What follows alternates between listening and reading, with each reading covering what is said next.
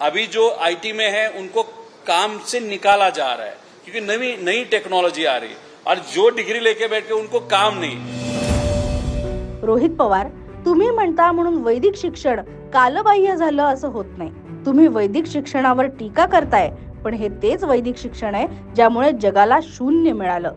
शून्य अर्थात झिरो. जग बदलून टाकणारी संकल्पना, जिच्याशिवाय आजचं सायन्स, टेक्नॉलॉजी, संगणक, स्पेस मिशन्स काहीही शक्य नाही. आणि याचा शोध लावला होता आर्यभट्ट यांनी, ज्यांनी वैदिक शिक्षणच घेतलं होतं.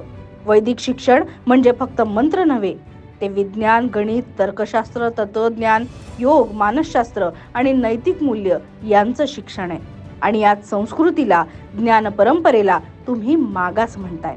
या ज्ञान परंपरेनंच जगाला ज्ञान दिलंय आणि आजही आपल्याकडे ज्ञान, मूल्य आणि दिशा देण्याची शक्ती आहे.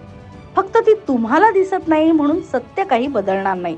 पण एक सत्य मात्र महाराष्ट्राला आज नव्याने कळलंय. आर्यभट्टने शोधून काढलेला झिरो आज सायन्स टेक्नॉलॉजी मध्ये महत्वाचा ठरतोय.